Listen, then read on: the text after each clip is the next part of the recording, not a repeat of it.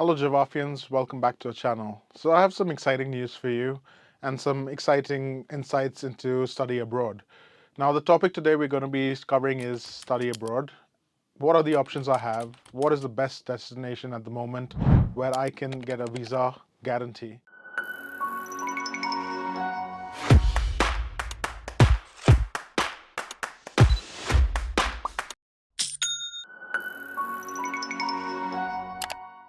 Now, having said that, I know you guys want to study in Australia. You have documentation concerns with a long list of documentation of 1 year tax, 6 months bank statement. This can be quite challenging in the terms of arranging all the documents. Now, having said that, in current scenario, in the visa acceptance rate and the affordability of living, as well as the affordability of your tuition cost, I would say, given the situation market at the moment, you have the option of UK, where it's almost a guaranteed visa after receiving your CAS letter. Now, the CAS letter is basically a certificate of acceptance which is provided by the college after meeting certain requirements. Now, having said that, why should I study in the UK? A, the fees is affordable, with fees starting at 9,950 per year. B, you have multiple scholarship options starting at 1,500 going all the way up to £9,000 a year. So this all is granted by colleges. Now, it's a very straightforward process to apply to the UK. You don't have to show too much documentation. The medical is also not very complicated, and the college options are many, many, many. Now, having said that, in the case of UK, why should I choose UK? First reason I would say the affordability of the cost of studying over there compared to Australia, US, Canada. The course is much shorter, the duration, 3 years instead of paying an additional 1 year fee. You just have to pay for the 3 years and you have a bachelor's degree in your hand. Now, for masters as well, we have a 1 year course with fees again starting at 10,000, 11,000 a year, and it goes up to 15 to 16,000 a year. So there are multiple options of going to the UK. Now, yes, there is a small population of students who are looking to study in UK and take a dependent as well. Do we have an option? Of course we do. That's called Masters of Research. For a Masters of Research, you need to have 4 years bachelor's degree with at least 55% cutoff in your bachelor's degree to apply for the Master of Research courses. We have IT, we have business, we have social work. All these courses are available for you to apply in the UK. Now, talking about the cases where you have a low GPA, you're concerned, will I be accepted, will I not be accepted? Of course, we have options for you there too in the UK. We have universities that accept college rates at maybe 50% cutoff.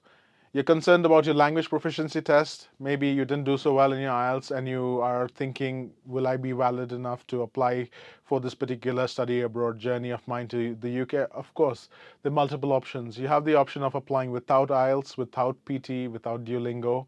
We also have the option of giving an Oxford English test. Having said that, the Oxford English test is a test that is relatively easier compared to the IELTS and PTE. So if you're struggling to get the score that you need to move abroad, we have you covered. In this case, like I said, we have multiple options. If you don't have an IELTS score, we can offer you a offer letter with a PT score. If you don't have a PT score, you can apply with a Duolingo. If you don't want to do any of the English tests, we have the Oxford English test as well. Now, let's say, for instance, you're not very comfortable with the Oxford English test as well. We have an option for you there as well, where you can basically apply with just your +2 English scores, and we can get an offer letter for you with a visa success rate. Now, there are multiple ways of going to the UK. You have multiple options with the case of without IELTS, low PT scores, low academic scores. Now, just because the country is applying and taking visas for people with certain parameters like without IELTS or low GPA scores, that doesn't mean that it's not a very good place to study. London, being one of the world's biggest hubs in terms of business, in terms of culture, in terms of opportunities, you can still study in London and achieve your academic success there.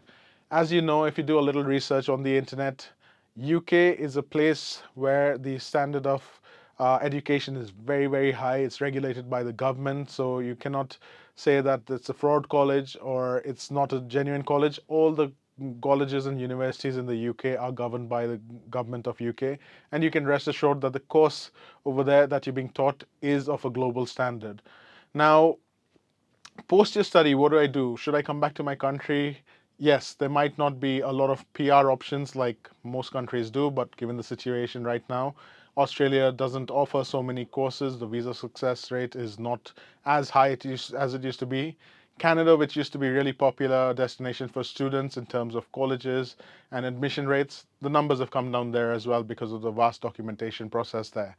Now, given the situation of US at the moment after the new election of the president over there, there are bound to be changes in the visa process and the acceptance rate of students over here. So if you're looking for a standard education, a very high quality degree with which opens up multiple avenues for your future, I would say UK is the option. Come visit us at Jawaaf. We are here. We have 38 plus universities tied up with us who we can offer you scholarship as well as offer letters as short as 24 hours. So do visit us and get to know more about studying in the UK. As you know me, I'm Stephen. Have a great day. Take care.